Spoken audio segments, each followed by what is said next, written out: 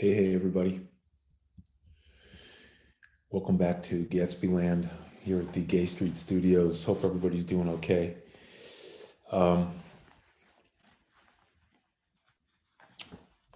we were talking last time about the mythic properties of Daisy first, and then I guess Daisy was a couple of lectures ago, and last time we talked about Nick as embodying certain mythic components of of the witness, of the narrator, of that consciousness that both is a part of experientially, yet is also distinct from analytically. That is, he's within and without at the same time. And pardon me, allergies, at the same time. And it's a position that I suspect a number of you have felt yourself occupying in your social life in occasional moments. We English majors and we people who are either creative types or people who appreciate creativity very deeply in our souls, we understand that that posture, that position, half in, half out, half belonging, half exiled, half at home, half always on the outside looking in. And it seems to me our need to create, or our love of that which is created, is a function of that that kind of, I don't know how to put it exactly, that kind of reciprocal alienation and fulfillment. And we oscillate back and forth between those modes of human consciousness, those modes of human experience, and our expressivity, our desire to make art, our desire to make a classroom, our desire to converse in the coffee houses of our choice, all tied to this posture. Well, and I just wanted to add one quote to that series of details we looked at with respect to Nick. There's that moment when he's with Gatsby and Daisy, roughly page 99. I'm not going to turn to the page because I have the quote right here, roughly page 99. So there's Nick and Gatsby and Daisy. So he's the ultimate third wheel. I suspect some of you know what it's like to be the third wheel, part of, but also excluded, participant, but also witness, sympathetic, empathetic, but also interpretive, analytic, critical.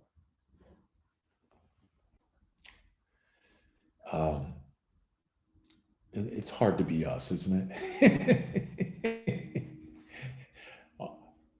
It's hard to love us.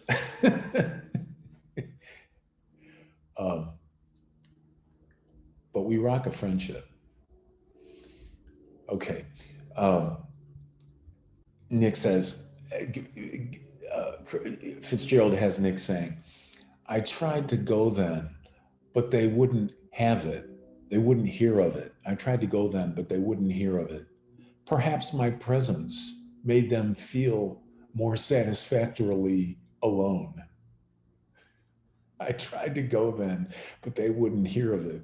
Perhaps my presence made them feel more satisfactorily alone. You ever feel that way? Your presence actually makes the people that you're with feel more at ease in discussing aspects of themselves that otherwise they would feel reluctant to bring to the surface of their lives. But your presence enables that excavation. Maybe it's a cast of mind. Maybe it's the way you carry yourself. Maybe it's a combination of your face and your posture and what your eyes communicate about your willingness to empathize, to sympathize, to understand, not to judge. Remember what Fitzgerald has Nick Carraway saying early in the book, very first page or two, right? Unwillingness to judge, which he learned from his father. Nick did. Okay. Then also, so we have Nick and we have Daisy as mythic presences. Well, but of course Gatsby himself is just such a mythic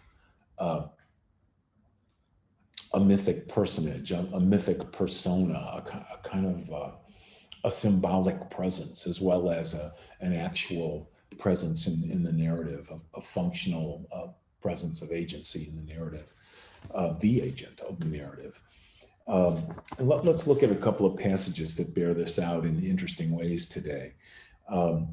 Take a look at your page 6 and 7, very early, obviously, in the text. This is the paragraph beginning "and after boasting this way." Everybody have that?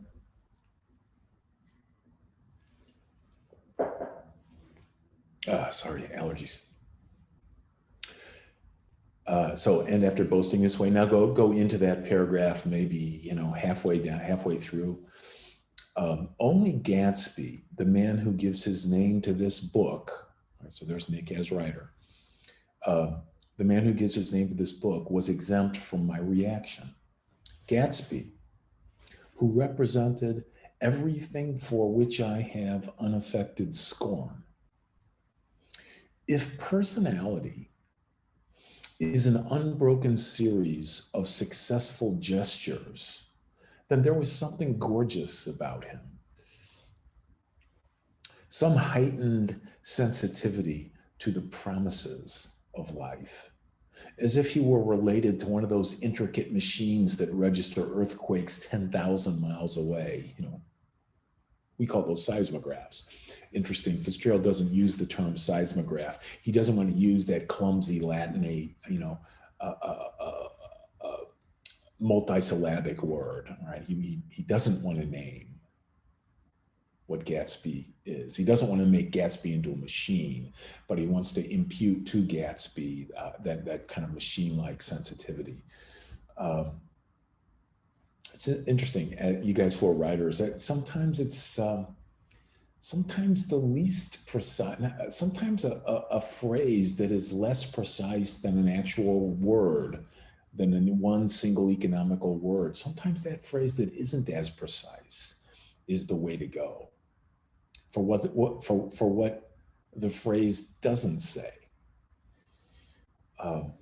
Fitzgerald was a master of that kind of modulation, that kind of prose modulation of choices, lexical choices.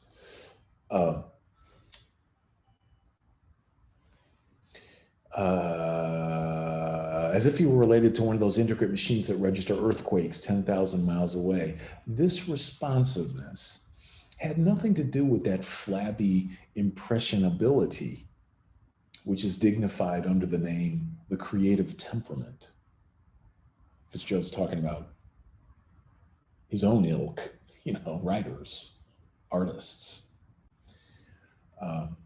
which is dignified under the name of the creative temperament. It was such an extraordinary gift for hope, a great phrase, a romantic readiness, such as I have never found in any other person, and which it is not likely I shall ever find again. No, Gatsby turned out all right at the end.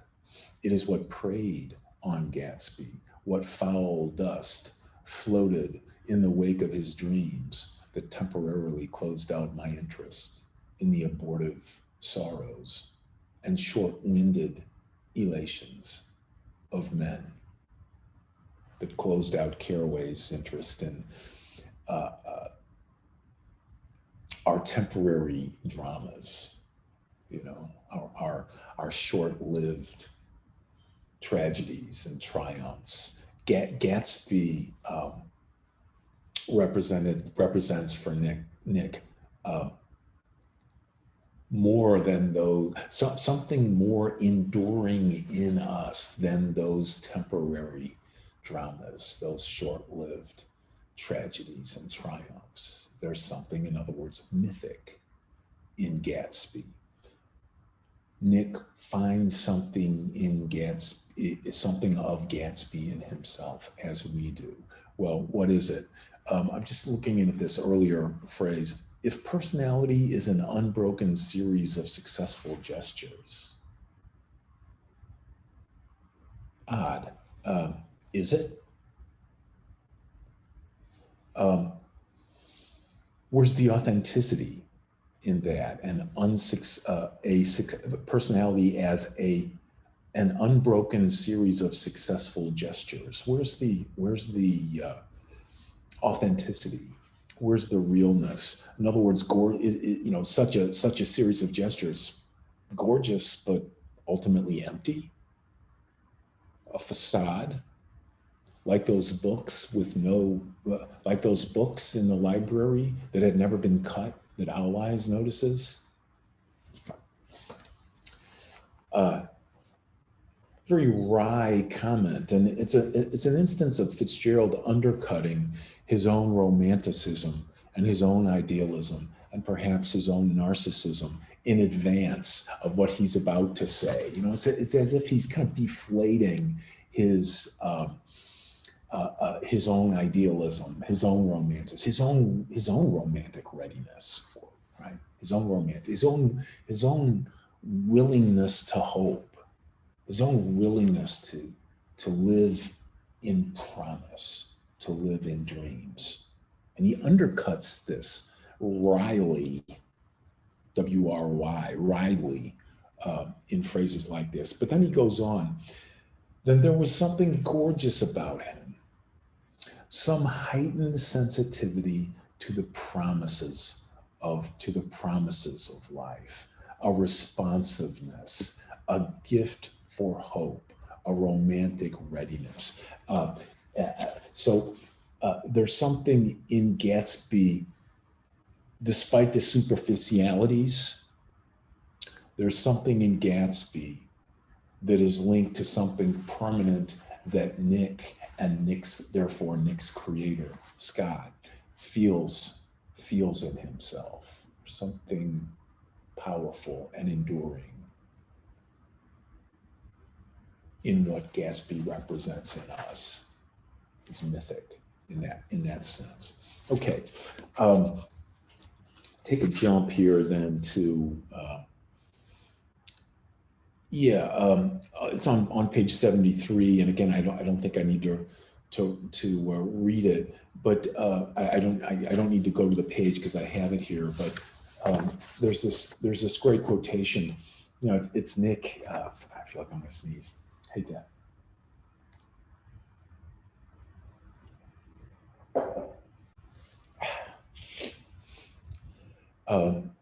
There's something that Fitzgerald sees that he has Nick seeing in Gatsby. Remember that moment where, page 73, he's entering into the city over the bridge, right? And he sees this city, and he immediately thinks, he says, in this city, the idea is, quote, I'm quoting now, anything could happen. Even Gatsby could happen without any particular wonder. In other words, even Gatsby could happen. As if Gatsby, it's almost like you have to put Gatsby in quotes here, as if he's a figure, that is, as if he's a kind of cultural event or a moral phenomenon that Nick is finding himself confronted by and drawn into. He's that big. And in a certain sense, that kind of figure is a creation of the kind of city New York was. Maybe still is, I don't know. Kind of city New York was. He's a creation, so to speak, of that place. He's a symbolic expression of the spirit of possibility resident in the urban metropolis of the 20s. For all of its superficialities, for all of its hypocrisies, for all of its vanities, for all of its self-deceptions. There is authenticity in him and in what he speaks for and what he acts on behalf of and in what he's dedicated himself to. And that's that romantic readiness. Okay. And then let's move then to that great passage, famous passage, happens early. We should read it. It's. I'm sure you've read it many times before, but we should look at it because it's so beautifully written and so important. Go to page 25. And Fitzgerald wants to show it to us early because it's so resonant symbolically. Do you see so this is page 25. Do you see the paragraph beginning, already it was deep summer? Already it was deep summer. Already it was deep summer. I'm sorry, I'm not going to read the whole paragraph. Let me just go halfway into that paragraph. The silhouette of a moving cat wavered across the moonlight, and turning my head to watch it, I saw that I was not alone. 50 feet away, a figure had emerged from the shadow of my neighbor's mansion and was standing with his hands in his pockets, regarding the silver pepper of the stars. Something in his leisurely movements and the secure position of his feet upon the lawn suggested that it was Mr. Gatsby himself, come out to determine what share was his of our local heavens. I decided to call him. Miss Baker had mentioned him at dinner, and that would do for an introduction. But I didn't call to him, for he gave a sudden intimation that he was content to be alone. He stretched out his arms toward the dark water in a curious way. And far as I was from him, I could have sworn he was trembling. Involuntarily, I glanced seaward and distinguished nothing except a single green light, minute and far away, that might have been the end of a dock. When I looked once more for Gatsby, he had vanished, and I was alone again in the unquiet darkness. Matchless prose. And we find out later, of course, that green light, that's Daisy's place. And Gatsby has bought his mansion intentionally to be in that spot. Well, let's look at this gesture. What do you see in it? What are the implications of this gesture? It's ambivalent in some ways, isn't it? It represents two possible conditions. One of these conditions is heroic and to be admired.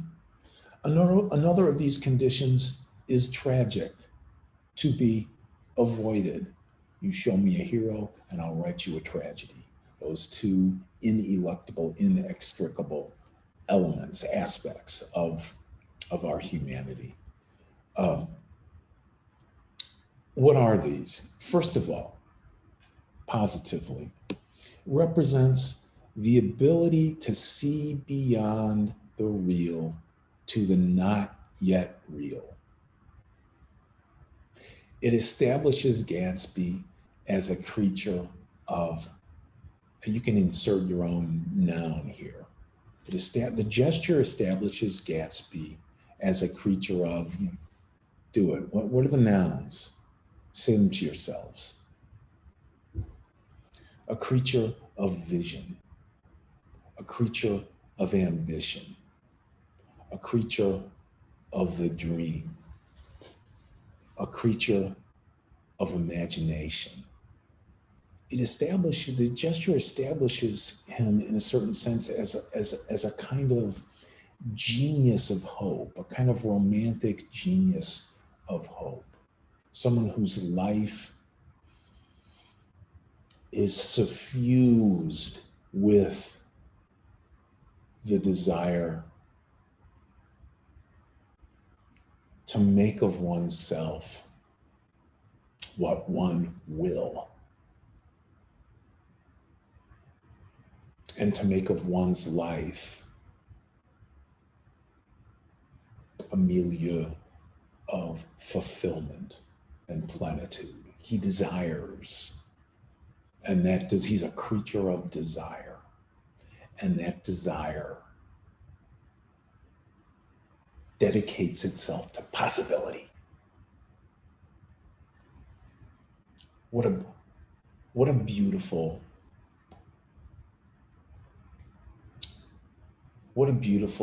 component of our sensibility. What an American component, boy. What an American component.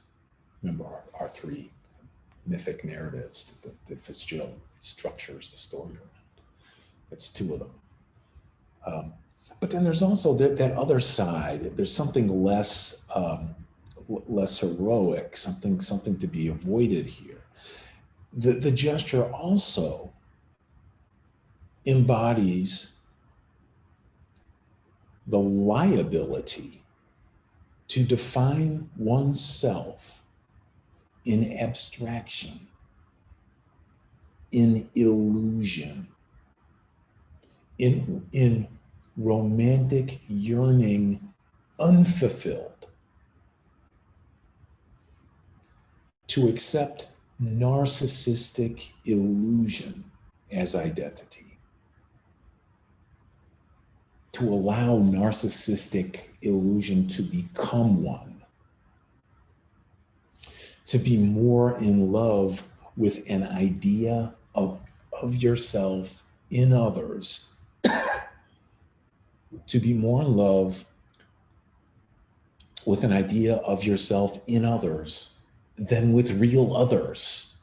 That's also in that gesture, isn't it? You feel there's a certain narcissism, isn't it? There's a certain vanity, as if, Fitzgerald says it in the passage, as if the world is his, as if he's going outside to determine which of the local heavens are his, as if it can all belong to him. And there's vanity in that, and there's self-deception in that. There's narcissism. There's arrogance in it, isn't there? And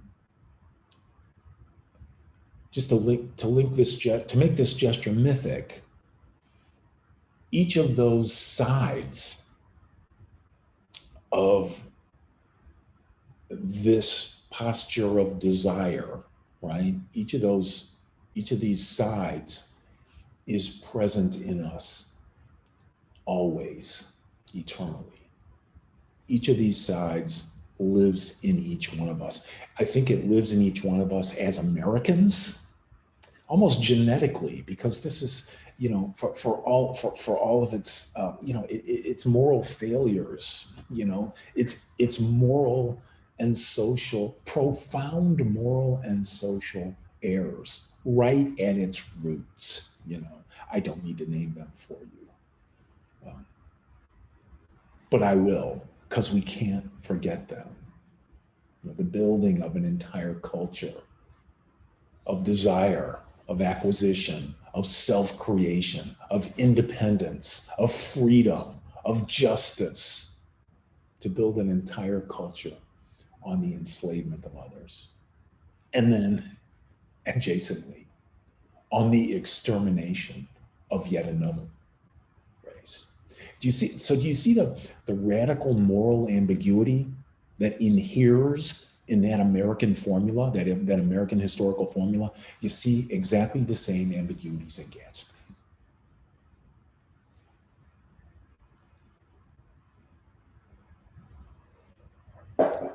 It's as if myth America gave birth to Gatsby. You see what I did there? He's Myth America's child, Gatsby is.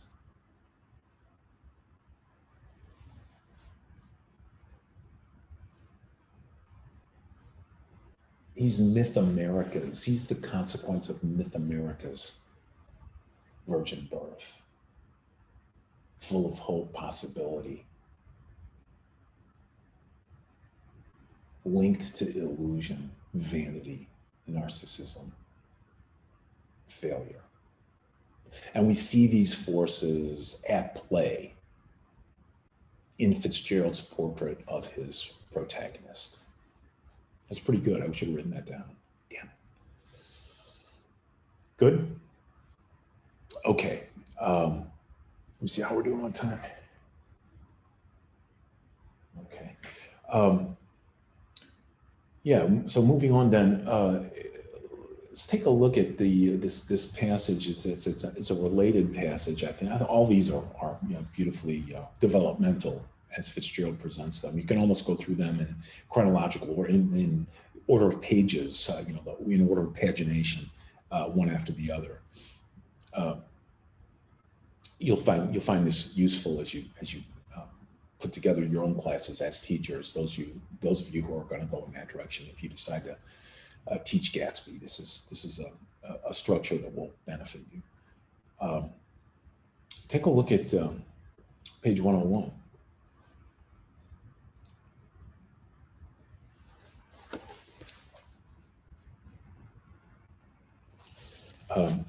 And this is during Daisy and Gatsby's meeting at Gatsby's house. Do you remember that? And there's a little, there's a little snippet of a song. The verses from "Ain't We Got Fun," the kind of flippant Cole Porter jazz tune.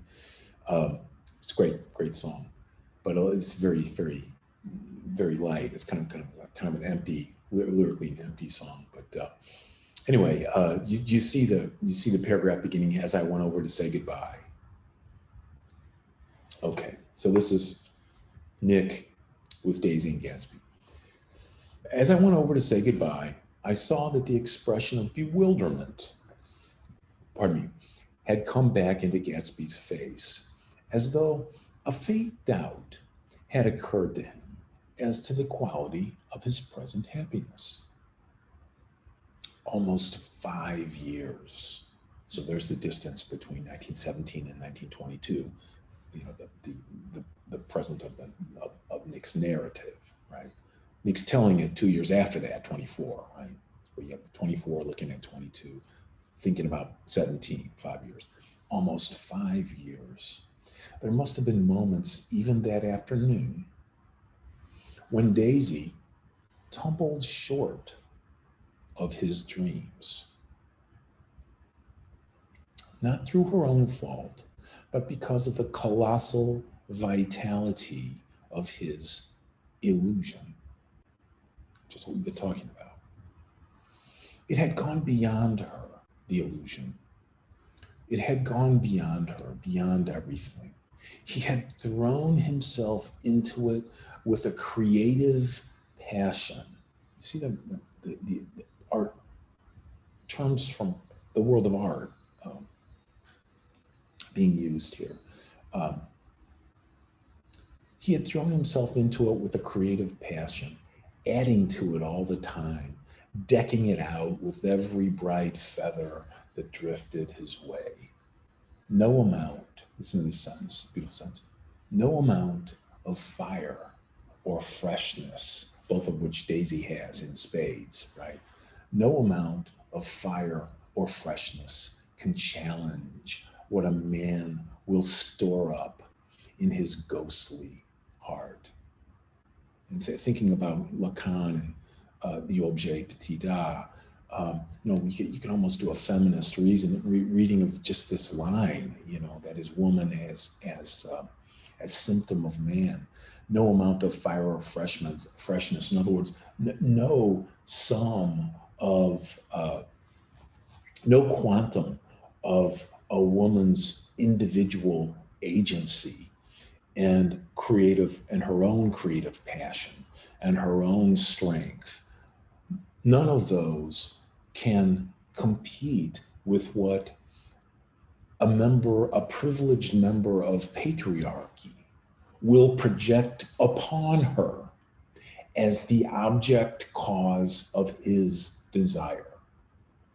What in patriarchy this is, in patriarchy, which we are in process of overturning, thankfully, year by year, step by step, I should say generation by generation, your generation, the most powerful of all, you young women who are 20, and you young men as well who respond in this way, respond to this responsibly.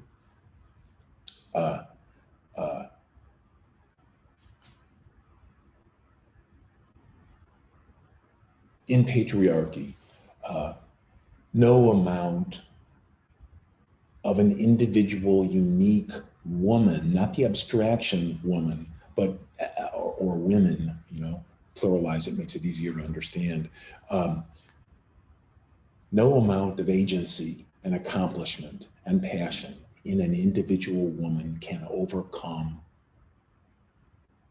the burden of the projection of the patriarchal gaze upon her, which confers upon her its symbolic meaning, the symbolic meaning it has in store for her, a symbolic meaning which she cannot escape as a female member of patriarchy.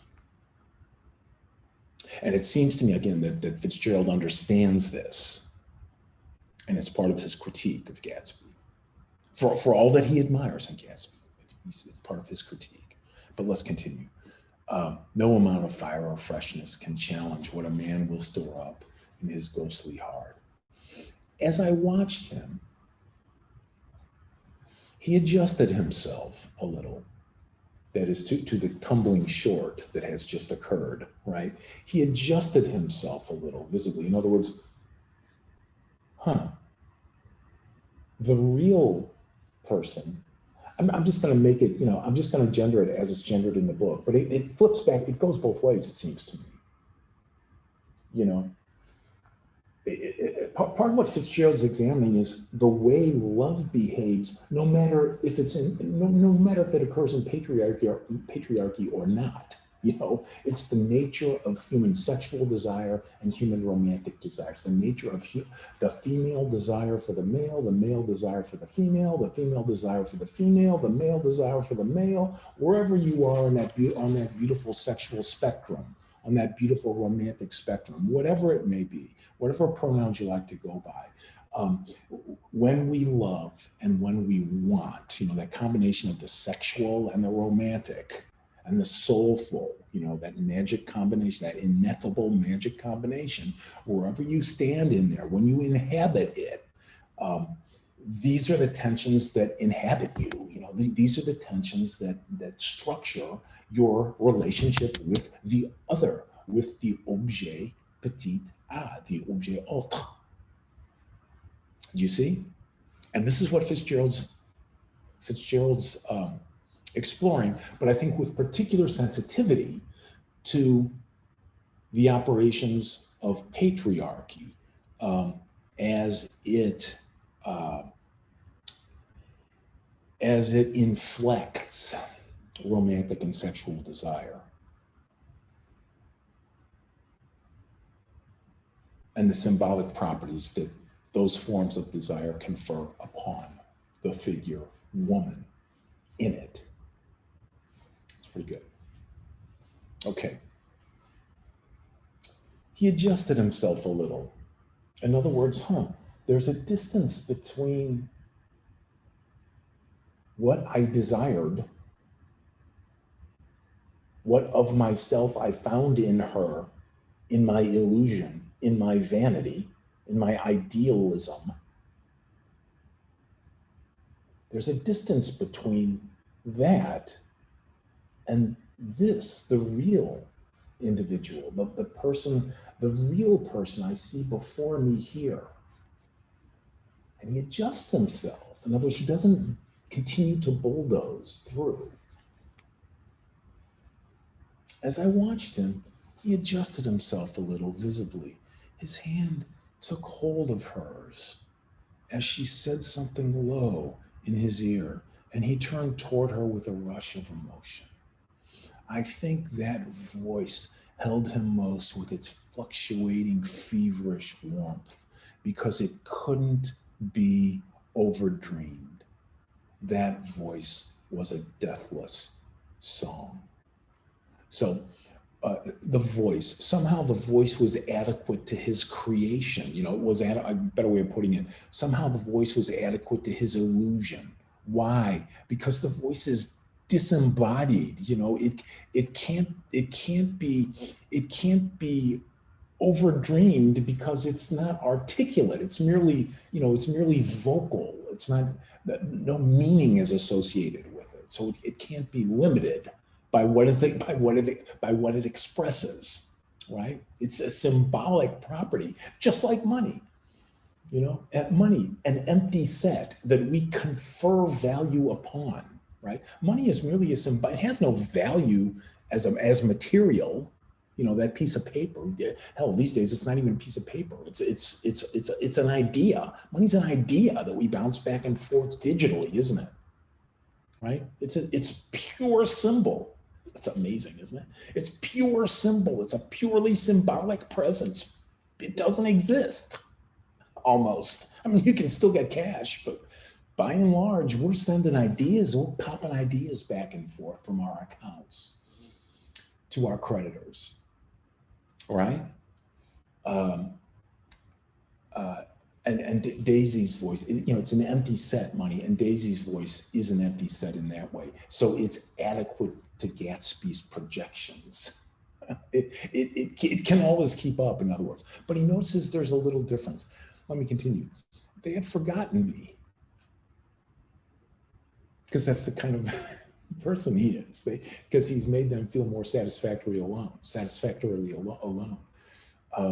They'd forgotten me. Pardon me. But Daisy glanced up and held out her hand. Gatsby didn't know me now at all, and so on. Okay.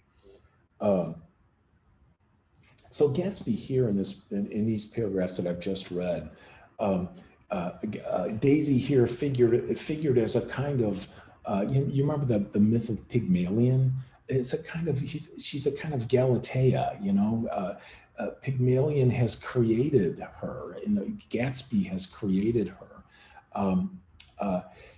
and he's created her up here, ideally in the abstract, as a kind of symbolic expression of what he wants for himself, what he wants to make himself into, and she has a role in that, right?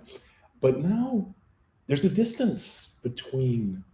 There's a reality principle that is disrupting the illusion, and he has to adjust. You see? You see where we are. Okay.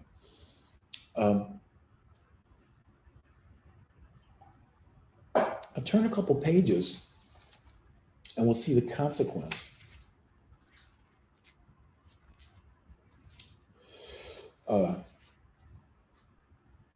Turn to 104. This is, do you see the paragraph beginning James Gatz, page 104 in this text. James Gatz. So we're back to 1907. James Gatz, that was really, or at least legally, his name. He changed it at the age of 17, at the specific moment that witnessed the beginning of his career, when he saw Dan Cody's yacht drop anchor over the most insidious flat on Lake Superior. It was James Gatz who had been loafing along the beach that afternoon in a torn green jersey and a pair of canvas pants, right? The old figure. But it was already Jay Gatsby who borrowed a rowboat, pulled out to the Tuolumne, and informed Cody that a wind might catch him and break him up in half an hour. I suppose he'd had the name ready for a long time, anticipating this moment in which the urge to self-invent, the urge to separate, to self-create, the urge to make of himself something that he was not already, the urge to become that which it had not been given to him to become. It's at this moment that that urge sees its possibility, and that urge seizes the possibility. I suppose he's had the name ready for a long time, even then. His parents were shiftless and unsuccessful farm people. Look at this line, y'all. His imagination had never really accepted them as his parents at all.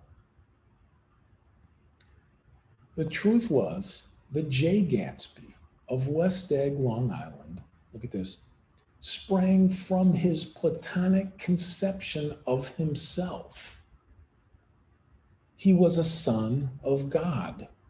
See, he sprang from his platonic, his ideal, and we think of Zeus when you sprang, that word sprang, Zeus creating his children from his own head. That sort of trope of Greek mythology, Gatsby as myth. It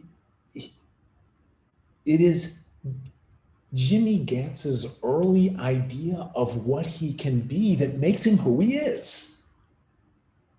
He's the son of himself.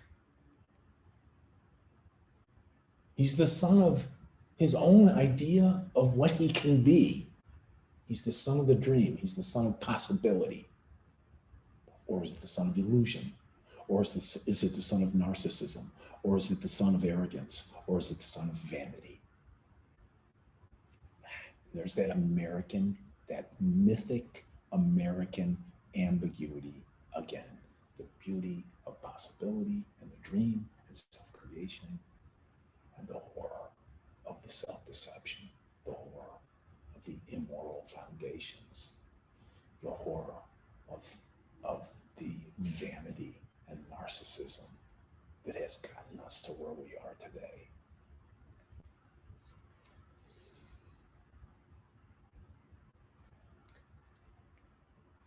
He was a son of God, a phrase which, if it means anything, means just that. He was the son of the divine. He was the progeny of that which was most powerful in him and for him, himself, his idea of what he could be, his ambition, his passion, his vanity, his illusion, his arrogance, his hubris. It's us. And I think it's us nationally. You see what I mean? It's us nationally, but it's also us personally as people, as individuals, as human beings living our own human condition.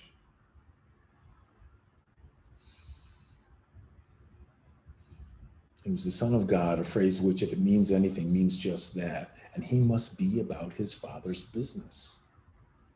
His father's business. In other words, his own business. The service of a vast, vulgar, and meretricious beauty. Fitzgerald. That word meretricious comes from, you may know this, it comes from a Latin word, meretrix, means prostitute. So meretricious beauty means a beauty that's forgive my vulgarism, but a beauty that's pouring itself out to the highest bidder. Vast, vulgar, and meretricious beauty. In other words, the American project, the making of money, the acquisition of power, all justified in that phrase, the pursuit of happiness, no matter how careless that pursuit of happiness might be, no matter how illusory, no matter how much in denial of its effects, its pernicious effects globally and locally, that pursuit of happiness might cause. So I think Fitzgerald's literally saying he's a creation of himself, right? He brought himself into being. And this was the moment that it's that conception. But he's also saying he's a child of myth America.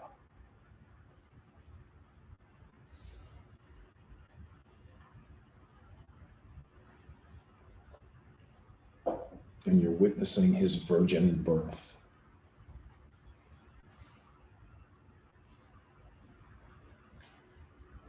The moment of his virgin birth from the lines of myth America, Joe Gatsby. So he invented just the sort of Jay Gatsby that a 17-year-old boy would be likely to invent. And to this conception, he was faithful to the end. You notice how Fitzgerald uses the word conception twice in this paragraph, this great writer using the same word twice. You know, when great writers do that, they're doing it for a reason. When they repeat, and you know, it's that word conception with that beautiful ambiguity in its meaning, right? On the one hand, conception is a physical act. It's a sexual act. It's when that beautiful moment when sperm and egg meet and new life is created physically, biologically. But it's also when the analogous event happens in the human imagination, in the human mind. A conception is an idea. Do you see? So this is the moment of immaculate conception. There's the Christian myth, right? Structurally, at the center of this narrative, right? It's the moment of the immaculate conception in which we witness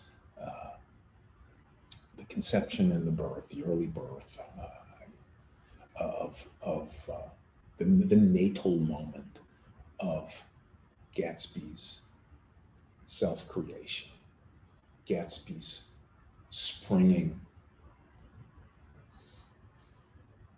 immaculately from the womb of myth America.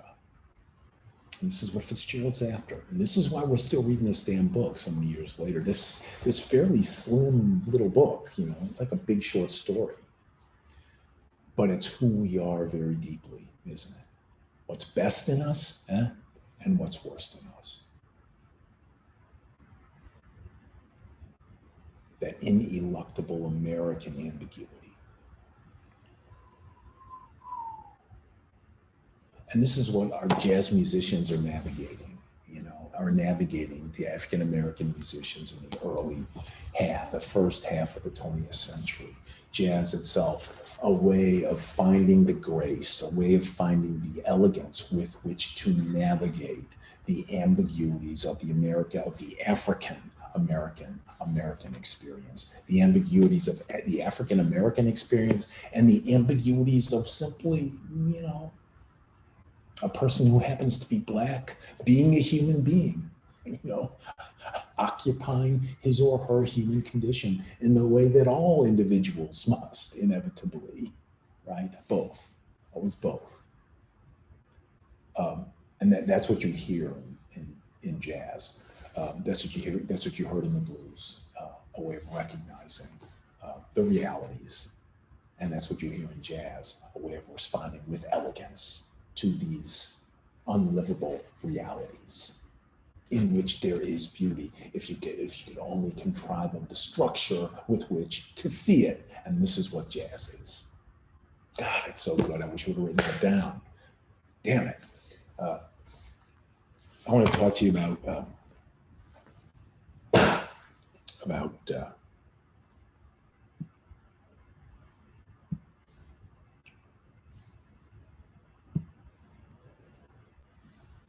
Count Basie, and that's Count Basie on the piano. You can see, it's difficult to see that he's at a piano, but he's leaning over talking to Lester Young. Lester Young is in the pork pie hat. Great lid, isn't it?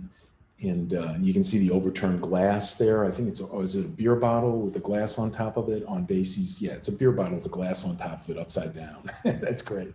I never saw that before. With Basie sitting at the piano, leaning over to talk to his star saxophone player, Lester Young. Let me just give you a little Basie here.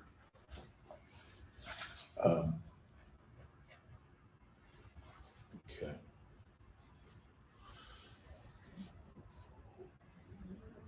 This is Basie speaking. I had some pretty clear ideas about how I wanted the band to sound. I knew how I wanted each section to sound. I had my own way of opening the door for them to let them come in and sit around a while. Then I would exit them. A band can really swing when it swings easy, Basie said, when it can play along like cutting butter. End of quote. The rhythm section was the heart of that conception, and Basie's was perhaps the greatest in jazz history.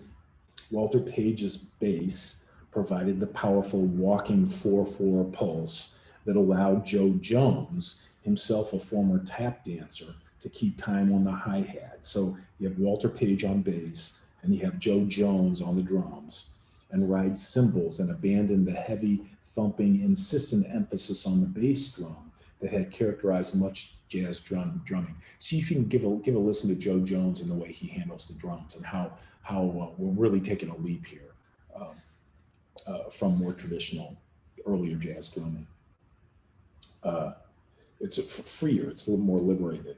The result was a light, and here we go. The result was light and relaxed, fluid and shimmering, less ticking of a rhythmic clock than a surging wave of percussion, on top of which soloists seemed able to float without apparent effort. So a wave of percussion on which soloists float without effort. You can hear that in the arrangement.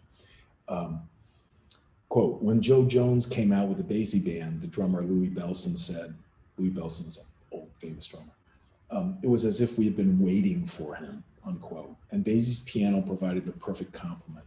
With Page and Jones at work, he had long since given up the steady 4 beats to the bar left hand that the masters of Harlem's stride piano had taught him in favor of spare, witty fills, listen for those, and asides that commented on music being played and spurred his men to greater effort. Even a single note, Count Basie said, could swing. Even a single note could swing.